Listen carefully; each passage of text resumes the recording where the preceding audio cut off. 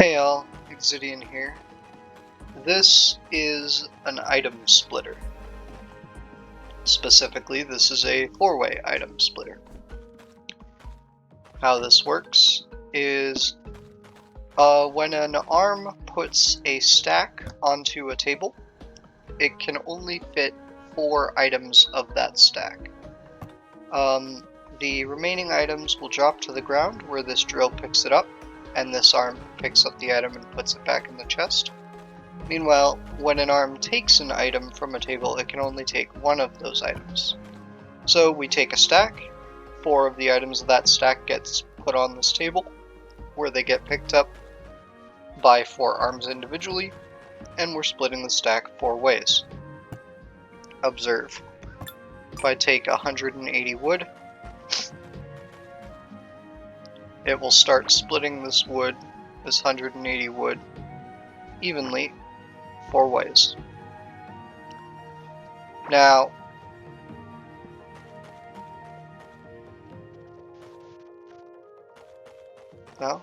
is this game lagging? What happened? Oh, I rotated something. What did I rotate?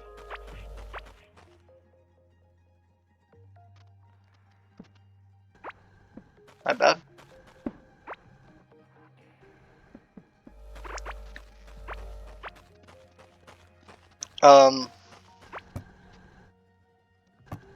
Now you can look at the number. It's going down. It went from 180.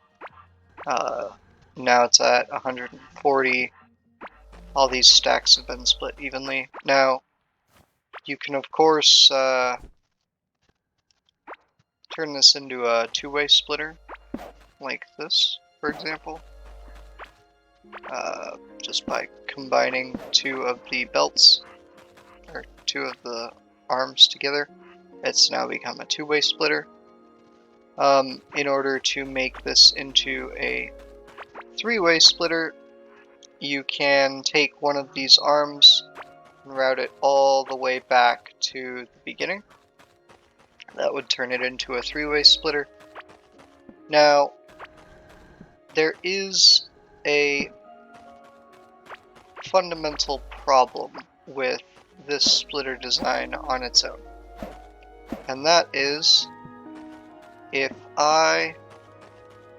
let's say we have a farm, such as a mob drop farm, and I start, and so like with any mob drop farm, the items don't come in all at once as one big stack. So instead they trickle in. So we will trickle in our items.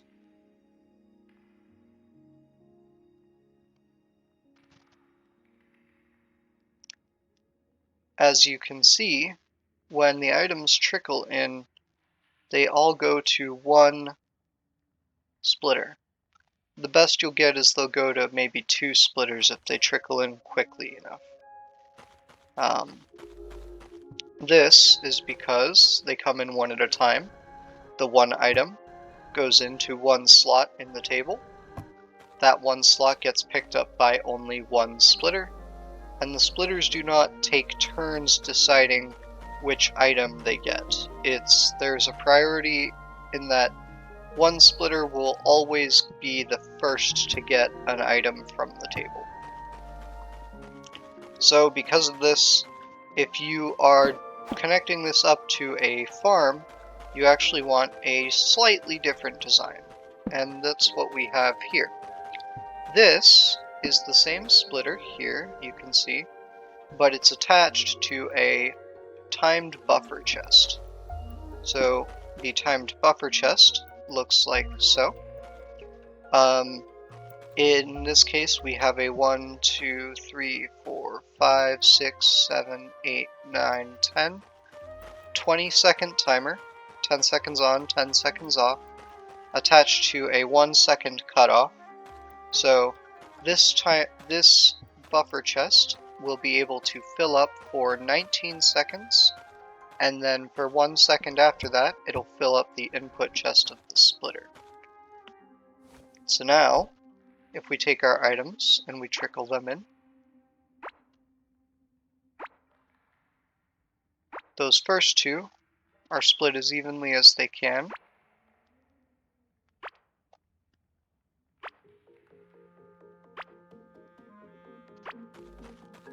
And the next 8 that enter this buffer chest then get split as evenly as they can. So this does a more even split.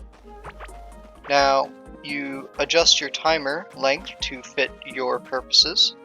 So if the items are coming in really slowly, this will need to be a very long timer.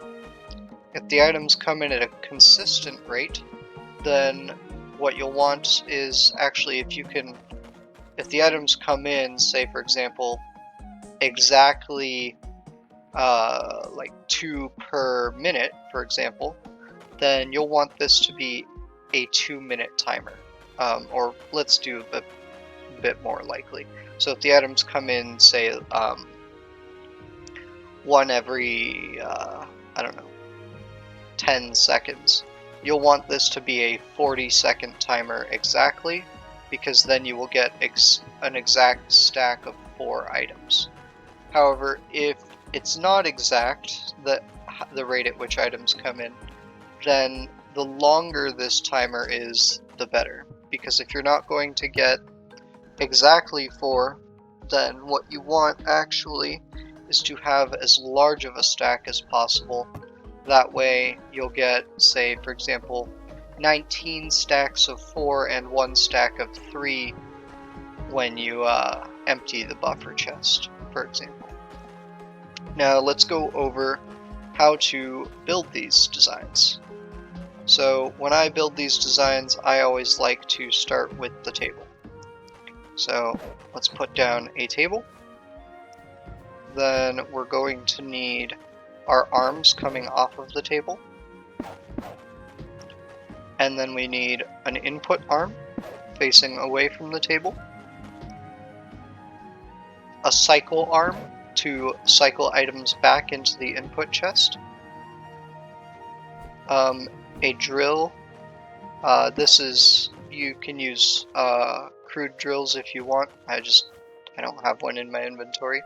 So a crude drill pointing into the table where the input arm will be dropping items off. And then your input chest itself. Technically the input chest is unnecessary if you're going to be feeding it in from a farm. But I always like to have one. Sorry, no. Scrap that. The input chest in this case is very necessary. With some other designs for other things that I have, the input chest isn't always necessary, but in this case it is for the purposes of cycling items. And then an input arm feeding into the input chest. Next, you will need to set up the input arm, and the input arm and the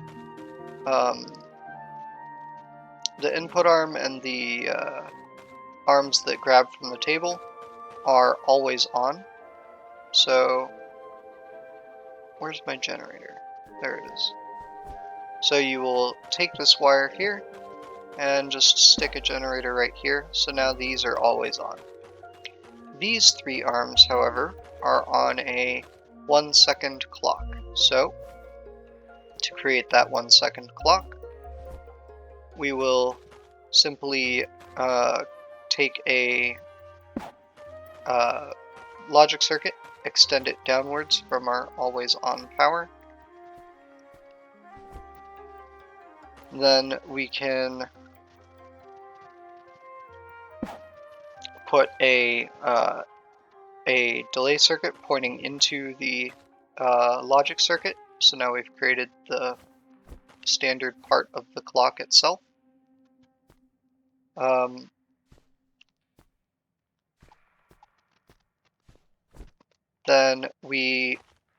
Now, if there is lag or item items are, or you unload the area or something, it might be possible for items on this drill to not get picked up by this arm and somehow skip the arm. For this reason, I recommend you put another drill facing backwards so that it'll push the items back towards that arm. And if you do so, I always dig out a hole here so that, well, when you're not in creative mode at least, you cannot actually get damaged by this drill. Right, so then we will place a logic circuit here and a cross circuit pointing into the logic circuit, like so.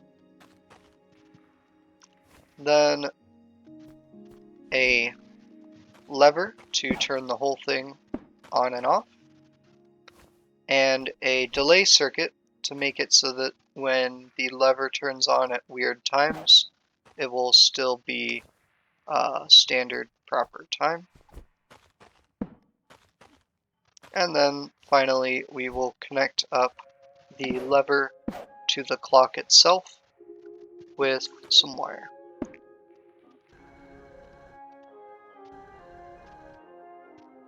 So that's how you make a standard unbuffered four-way splitter. Now let's go into the buffered version of the four-way splitter. So the buffered version is mostly the same. Sorry, I'm on Discord. That ping you heard was not your Discord. That was mine. The buffered version that you see starts mostly the same, with the exception that this input arm will no longer always be on. So then let's add in our buffer chest. Let's light this up a little bit. So we add in our buffer chest. We add in our buffer input arm. The wire from our buffer input arm will now always be on, as you can see here. And then we need to create the timer circuit for our buffer output and splitter input arm here. So for that, we will need a, I think I made it, yeah, I didn't make it any more compact. You could make it a little more compact by pushing this up, but then circuitry would get hidden under the chest and whatnot, and it's a little messier. We're not going to do that.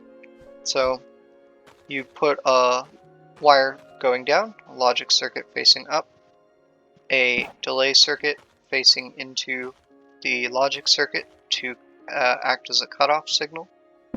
Wire, wire, wire, wire. So now when it receives a signal, when the logic gate receives a signal here, no matter how long the input's on,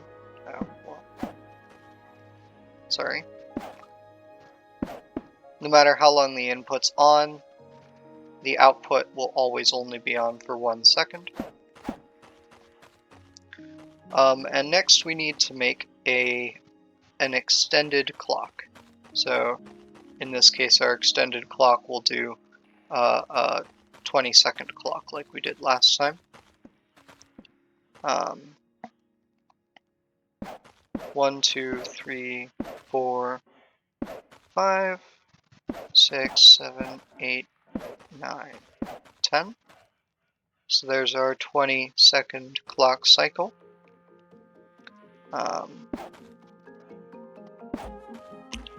This is now our 20-second clock. We simply need to, as you can see here, same thing. We simply need to turn it on. So we will connect up wire, wire, lever, and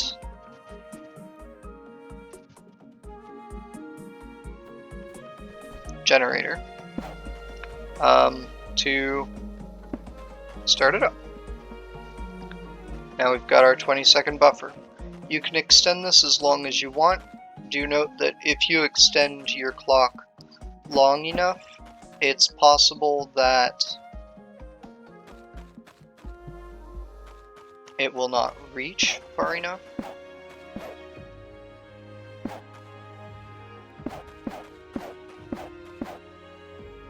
Does this reach far enough? It's getting there. Barely reaches far enough.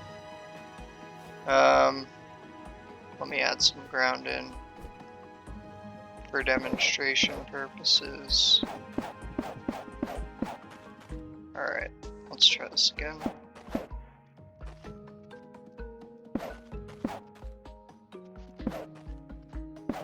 Surely this won't reach far enough. Sorry for the delay. I can't make the clock go any faster, unfortunately. There. The clock does not reach far enough to actually deactivate.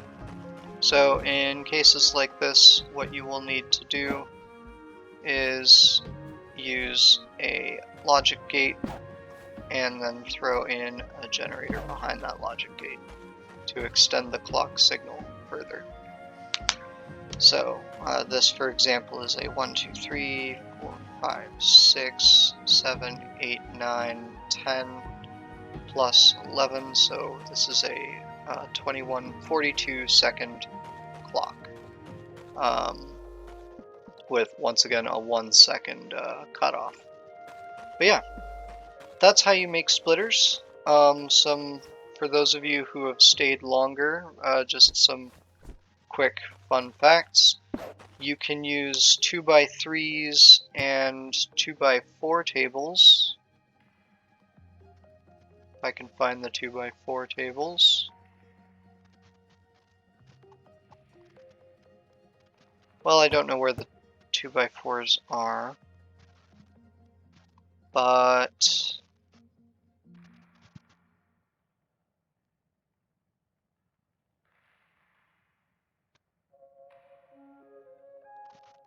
they be in mob drops? I don't know. There are 2x4 tables. They look like this, but they're 1 tile longer. You can use those to make 6-way splitters or 8-way splitters. Actually, I personally recommend using this 2x3 to make 3-way splitters, because then you can just make a 6-way splitter and combine the 2 outputs rather than feed one of your outputs of your 4-way splitter all the way back into the buffer chest. It's kind of nicer to do it this way. There is also a way to make an n-way splitter, like a 17-way splitter, for example, using pedestals, but that will be for another video because this one's gone on long enough. Thanks for watching. If you have any questions, you can reach out to me in the CoreKeeper Discord. I'm always, or well, not always, but often available and can be found inside the circuitry chat. Thanks.